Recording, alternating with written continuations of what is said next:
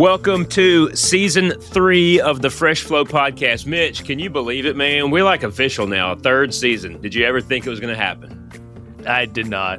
Three-peat, UConn, Lakers, Bulls, here we go. That's right, man. So how did you spend your off season? We're in between, just had our time off in between Season 2 and Season 1. Are you more of a Tom Brady on the yacht partying in Ibiza with Jay-Z and Beyonce, or are you more of an Aaron Rodgers darkness retreat, go into a cave, do some ayahuasca? Where do you fall in that spectrum of off season? Well, winter season here in Vermont for the non-skiers, if you're an academic physician, is known as academic season. So hunker down a little bit, do a little bit of work, and try to get ahead for the spring and summer when I can hit the golf links. Speaking of academia, how about you go ahead and introduce our guest today? This one is going to be a riot, I can already tell. So I get the pleasure of introducing Dr. Chris Gallagher. He trained at Emory, and then he worked in Sweden, Duke, San Diego, Tampa, Miami, Stony Brook. So most of those are sunny, warm places, but apparently he just keeps getting run out of town. We're going to figure out why. He's always demonstrated an interest in resident education and training, the future of our specialty. And I hope we all get to learn something from him today. Chris, welcome, man. Thank you. Set your expectations low. And let's do a caveat podcast store right from the start. I retired 8 years ago. So anyone listening to this may indeed say, wait, he retired 8 years ago. Nothing he has to say has anything to do with anything. I'm going to watch cute cat videos, and boom, you guys are off. I think that's why people tune into this podcast, is so they can not listen to us from the beginning. So you're amongst friends. So you're in the right place. Chris, tell us, first of all, you're known for the Board Stiff books. Tell us just about the process. How did you get involved in that? How did that idea come about? And then what was it like to write the books? Okay, so Dave Lebarski and I were at Duke, and we just started writing notes. And it was such an ancient computer. I think it was like coal operated or something. And, and as we were writing the notes, at one point we said, well, let's print it out and then we'll staple it and give it to the residents. So we printed it out, and we were sitting there talking, and we looked and we saw there were 90 pages. And I was just like, I kid thee not. We looked at each other and we said, this could be a book. And then there was a pause. And then we looked at each other and we said, this could be a book.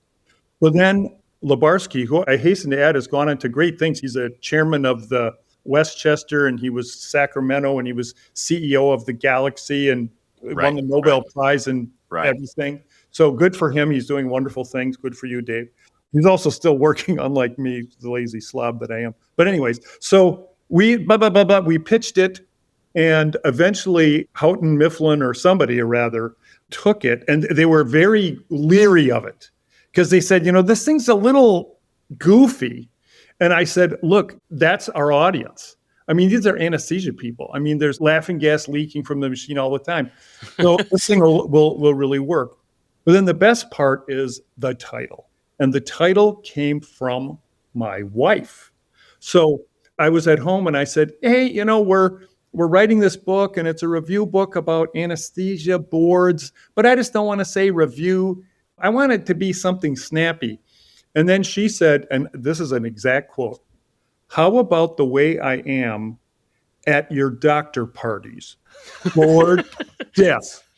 And it was like, oh my God. It was That's like, awesome. like when the sun shines through the clouds of Vermont and Alabama, and you look up and you say, oh my, and I said, that's it, Board Stiff.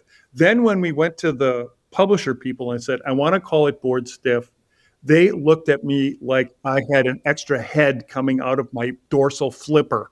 And they were like, oh man, no way. We're not going to do that. But I said, okay, then don't publish it. See ya. And they were like, all right, we'll do it. So that's how Board Stiff came around.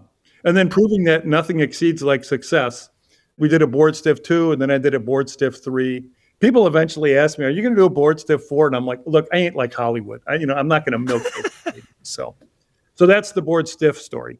You can sell it to Disney like the Star Wars franchise, and they'll send you a check. It can be better than most of the stuff that's coming up. But I don't think I'm going to beat Wicked for good. That did pretty That's well. right. It did pretty well, yeah. It did pretty well. I heard the reviews weren't so good for Wicked too. The reviews weren't good, but like 150 million in a weekend. I mean, that's the kind of stuff they're paying academic anesthesiologists. Right. For you listeners, you can't see this because this is just an audio thing. But Mitch and Matt both have, remember those big ropes of gold that Mr. T had around them? And they have bling on their fingers, and they both have grills. They both have big gold grills with like champagne glasses on their teeth. I am the Flavor Flav This should of really do this podcasting. a visual. This should be a visual, a vlog thing. So, Chris, you mentioned your wife, and you come from a family of medical people, healthcare providers. Your grandfather was a frontline medical officer in World War I. Your dad was a surgeon. Your mom was a nurse. How did this upbringing sort of inform you and your life and how you decided where you wanted to go and what you wanted to do? Nobody likes a lecture, but everyone likes a story. So let's tack stories to everybody. So first, my grandfather, he's in World War I. He's in a frontline dugout taking care of people. He can see that the Germans are about to surround them. The Germans are firing flares to indicate where they are. So he writes in his journal, flares went up to the west, indicating we were being surrounded. Could I get away in the gathering dark and escape and leave the men who were crying to me for help? It said that once to every man and nation comes the moment to decide, and this surely was my moment. I could no more leave those men than I could cut off my own hand. I went into the cellar and lit a candle for light. So that's how it all started. I mean, like, that's my grandpa. Like, wow. Yeah. So that's my grandpa. So my dad was a surgeon, and he had a unique gift in that he was a linguist. So I would tag along as a little kid in the hospital. Every person he'd bump into, if they spoke a foreign language, and you guys know how hospitals are. Hospitals are all towers of Babel. There's a nurse from Mexico. There's a specialist from Italy. There's a tech from Rome, So I would go around and he'd be doing all his doctor stuff. And he'd be like speaking all these languages to everyone he ran into. He could speak something. I'm like, oh my God. I said to him, Dad, how do you do that? And it was funny because he picked up a little statue of a cat. And he said, well, like in Spanish, this is El Gato. And you just go from there. He totally doesn't remember that story, but I do. And I'm like, oh, that is such a cool thing to do. So that was my dad. And then my mom was a nurse, and I'll tell you the best story about her. In the course of her nursing training, one time had to do like public health thing. So she had to go visit what was then quaintly called an unwed mother. Boy, does that date me. And she had to, and it was freezing cold. This was Wisconsin. It was freezing cold. She was so cold, it's cold to be. She gets in the house. She's so happy to be warm.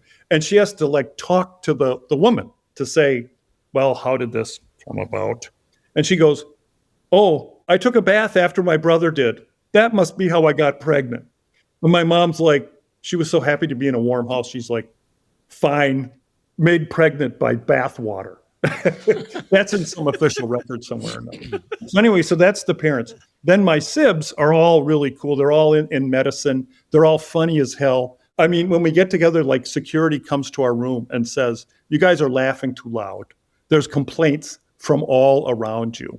So they're all a ton of fun. They're all medical and stuff. And we swap stories. And then my wife has a PhD in public health. So I took care of people one at a time. She takes care of people like 30,000 at a time.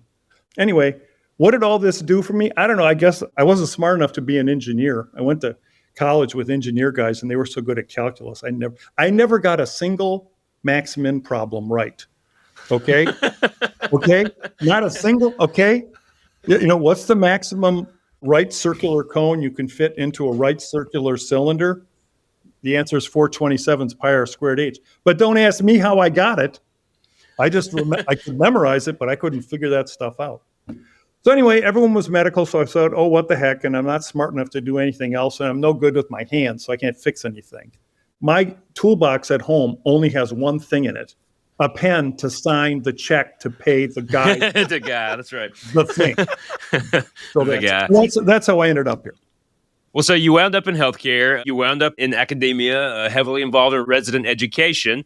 Could you please, Chris, just list your detailed plan for the 6 ACGME core competencies and how you delivered upon those in your time as a program director, please, sir? So when the 6 core clinical competencies came out, I, like everyone on the planet, laughed their ass off. And I'm saying to myself, okay, let me get Occam's razor here and see if I can differentiate between interpersonal and communication skills and professionalism. And you know what? Even with one of those flat back razors, I couldn't cut it. Of course, what did I do? I wrote a book about it. I wrote 6 core clinical competencies in anesthesia. It has to be the worst book ever written in history. I mean, I think it sold 2 copies. One was to my mom, and I think the second one was to my mom too.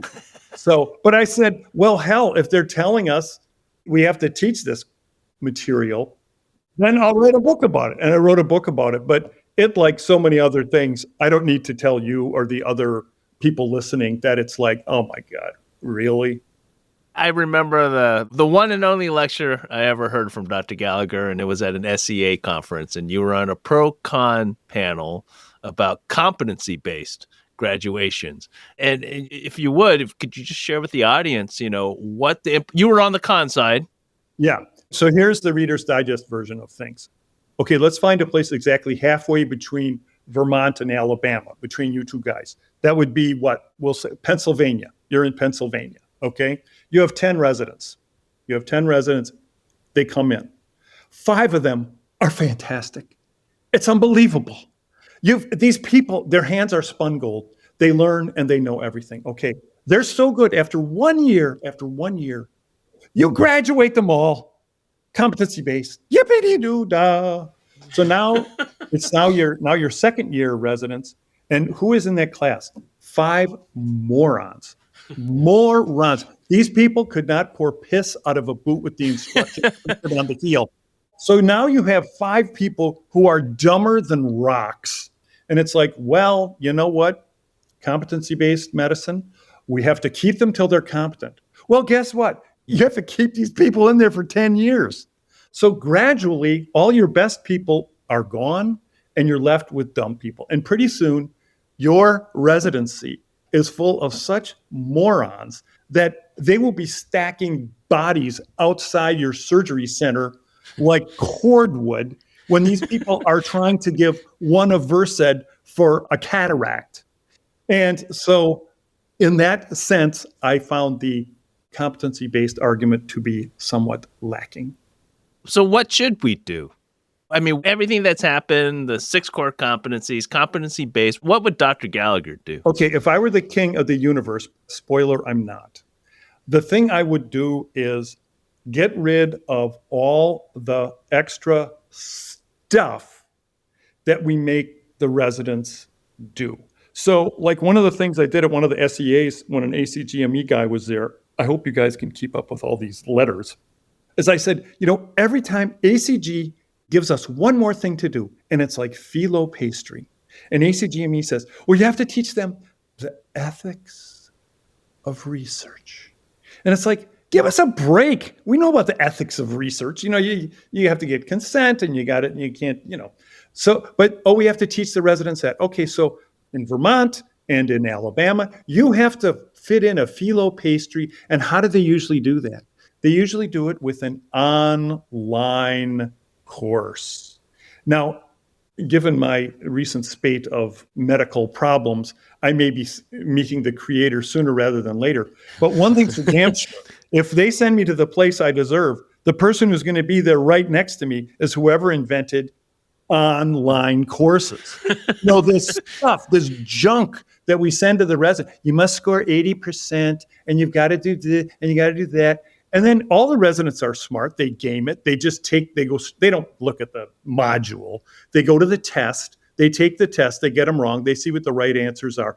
And then the second time they get 80% right and they're done. So again, if I were king of the forest, all we would do with the residents is do cases with them, teach them good stuff, but don't have them do any of the extra junk that just burns up time. Yeah. So you alluded to it also when you mentioned your recent spate of health issues. Are you in sinus rhythm at the moment, or are you irregularly irregular? Yeah, no, I went into AFib and I don't know why. And I go into the doc to get my well baby visit, and she goes, "Hey, you having any palpitations?" I'm like, "Should I?" And she goes, "Yeah, you're an AFib." And I'm like, "Uh." So anyway, I'm probably going to get ablated soon or repossessed or something. But yeah, the old crate gets things wrong with it. So I got to know, did you choose academia for your healthcare, or did you choose the private practice setting? Where does Chris Gallagher go? Well, the thing is, there's only a private practice around here. There's no med school-y thing. So we'll see. The main kicker with all this stuff is nobody seems to be in a big hurry to do stuff.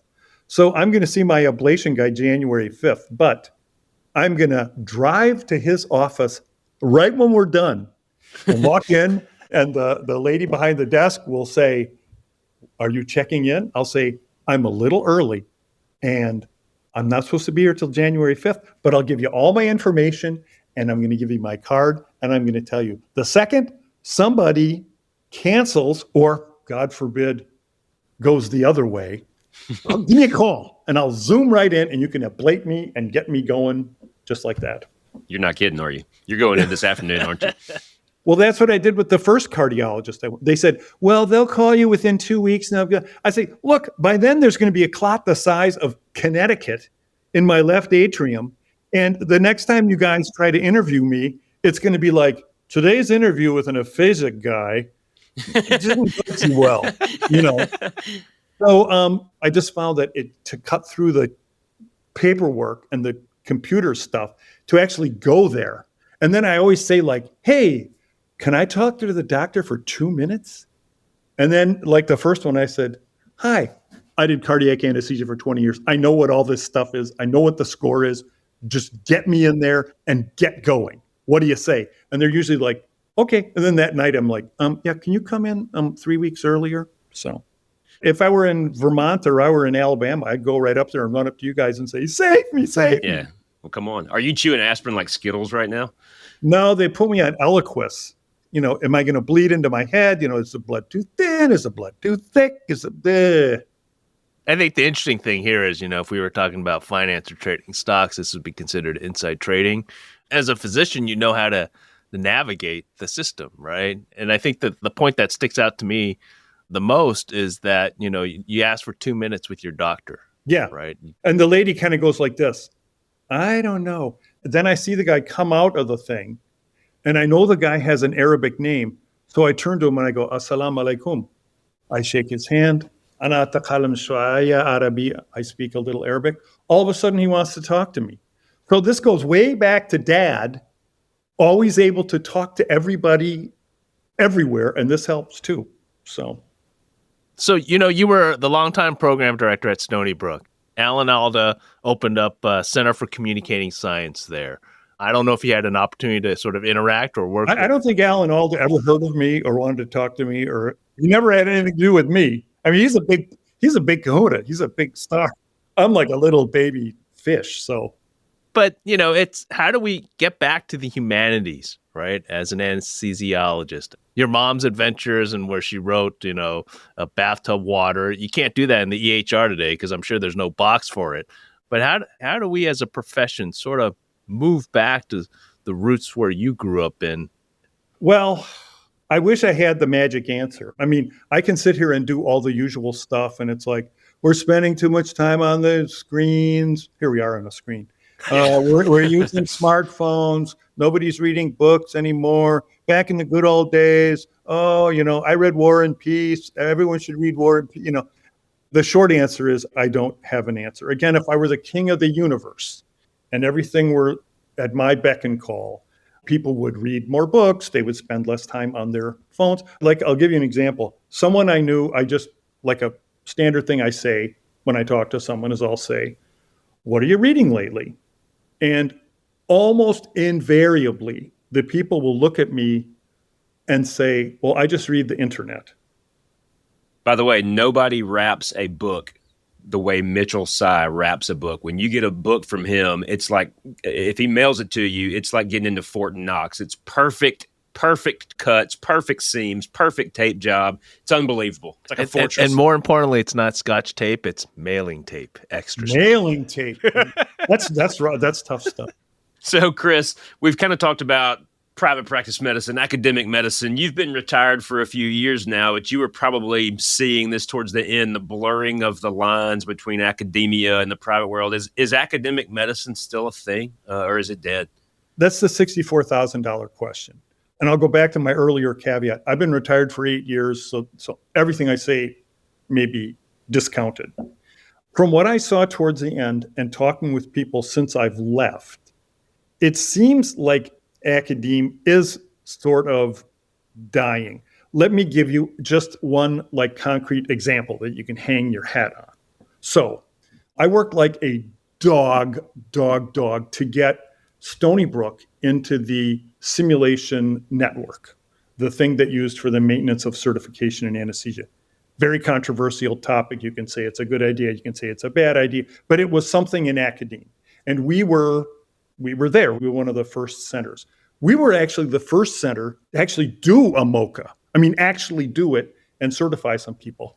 And at a simulator meeting after that, the people from Harvard came up to me and they were pissed. I mean, they looked at me and they came up and they said, we were really expecting Harvard to do the first one. And I looked at them and I said, look, man, sorry that the State University of New York at Stony Brook beat you to it, Harvard. I don't even think they talked to me after that. But anyway, okay, so we did that, and I did a whole bunch of stuff, and a whole bunch of people helped me. A lot of people helped me get the MOCA thing there. As soon as I left and retired, it died. Look at the Simulation Education Network. It's not at Stony Brook anymore. Is anyone to blame? No one's to blame. What happened is it's like, okay, that takes time and manpower, and it doesn't do cases and bring us in money.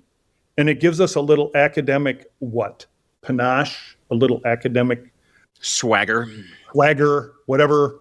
And it's like, no, let it die. Those people that were doing that stuff, have them do cases. So my understanding, and you guys know better than I do, my understanding now is in quote academia, basically everyone's doing tons and tons and tons of cases. And consequently, they're making tons and tons of money. So as an economic sidelight, I got out of academics just in time to not make any money. I mean, there's got to be a genius to that. Anyway, and from what I hear from other people at other places, nobody's getting academic days. People are just banging out cases by the bazillions, and they're making a ton of money. So let me go on and say, is that a bad thing? Well, to all the guys making a ton of money, I don't hear any complaints. I mean, I looked up some of my old residents, the houses they're buying. Oh my God. I mean, I'm here in my retirement double-wide mobile home with full pine logs, and refrigerator out front. And residents, people that I taught, are in Xanadu. They're in these like multi-million-dollar places. They have hot and cold running servants. I mean, it's unbelievable. And I'm thinking to myself, oh my God, that's good. The student exceeded the teacher. You know, they're making a ton of money. Good for them. Now, the big question, is this hurting residents? That they're basically just doing cases and everyone's not getting academic days and stuff. I don't think it's hurting residents at all. Residents are doing tons of cases, and that's how you learn. That you learn by doing tons of cases. I mean, me sitting there on my non-clinical day and coming up with some brilliant lecture that I'm going to give to them on the academic afternoon, you know, when they're all just sitting there looking at their phones anyways and texting each other and sexting each other. You know, I'm like, I don't think all my academic schlock really did that much good. And all can't compete with sexting, right? Yeah. And I would like to think that all the stuff I taught in the Sim Center was, oh, this is so brilliant and this is so fantastic. And oh, my residents are going to be so much better doctors because their time in the Sim Center. Were they better for the time in the Sim Center? Or maybe they'd have been better off just doing cases the whole time. So I suffer no delusions about things being less academic, but it's still okay for the residents. You've talked about the residents, you've talked about the department, sort of the academic anesthesiologist, but what do you think about the specialty, right? And this is where, if you look at every program because of the 1990s and now with the Great Resignation, we're missing a cohort of anesthesiologists that can mentor the future generation. There's that discussion. How do you mentor the next generation coming into academia? But there's really no pooling of resources. Like you said, Harvard and Stony Brook, right? But it's not like New England got together and said, hey, Dartmouth, you're going to do sim, Maine Med, you're going to do research, and then Vermont, I don't know what we're going to do, but we're all going to do different things and we're going to rotate our people based upon what they want to do and where they want to go. You don't see that as a collective. No, that's all news to me. I'll give you an example. When that MOCA thing started, the SIM network thing, I went to different places to see how they did it, and other people came to Stony Brook to see how I did it. So we had someone come from Northwestern, and we had someone come from Texas, and they saw how we did things.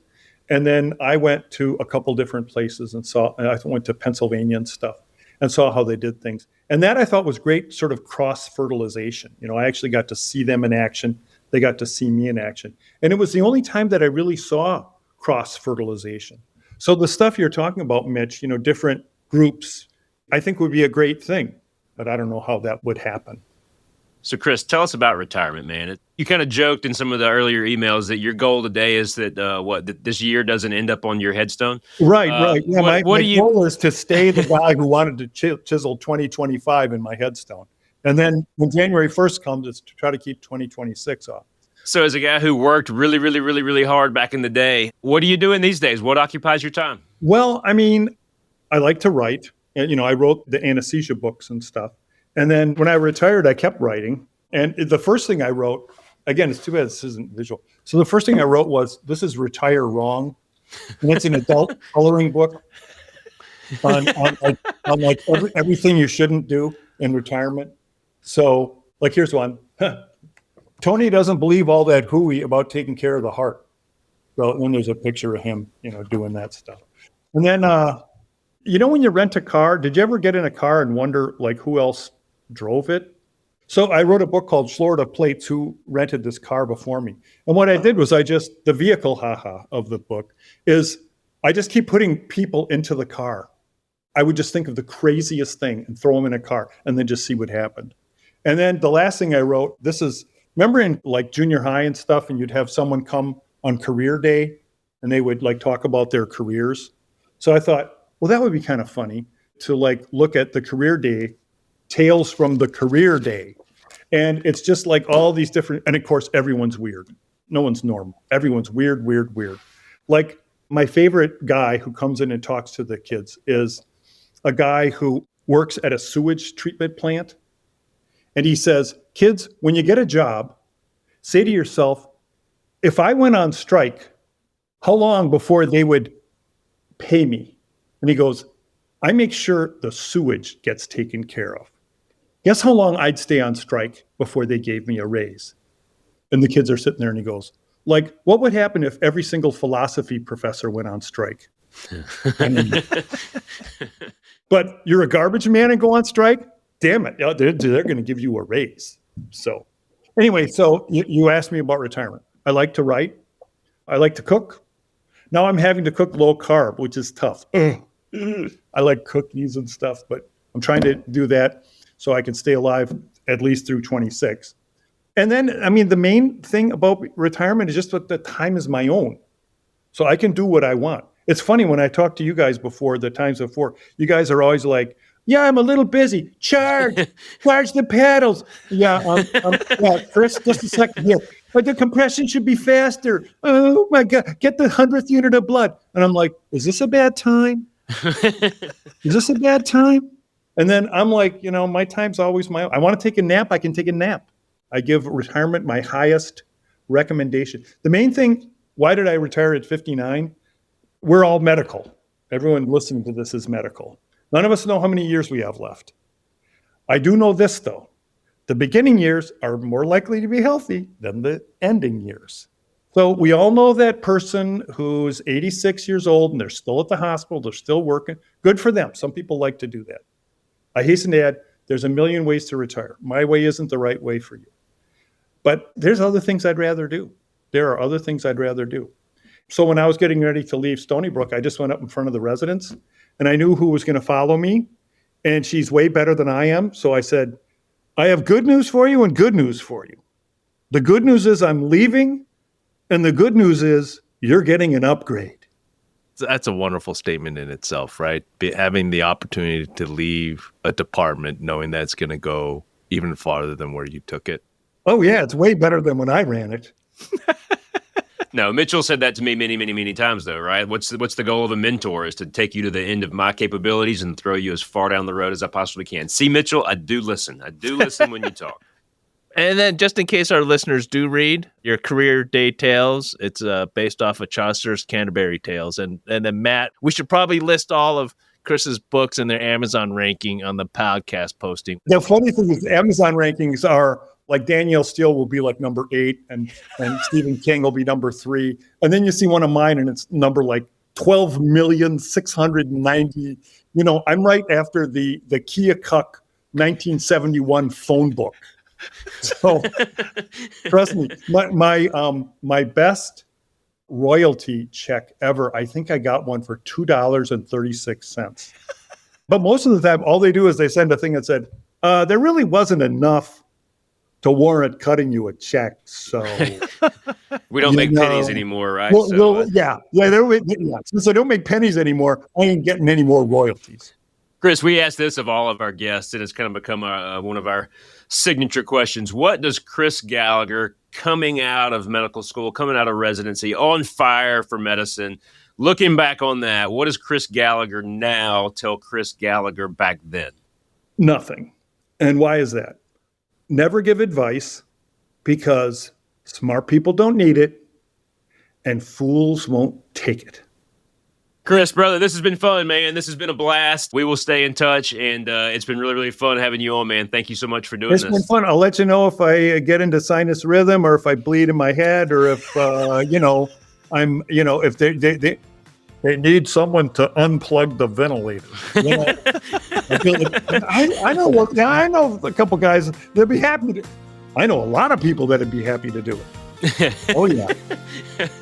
It's going to be a fun season, Mitch. We got to make sure we have this much fun every episode. It's going to be tough to replicate. Thanks, everybody. This has been fun. We'll see you next time.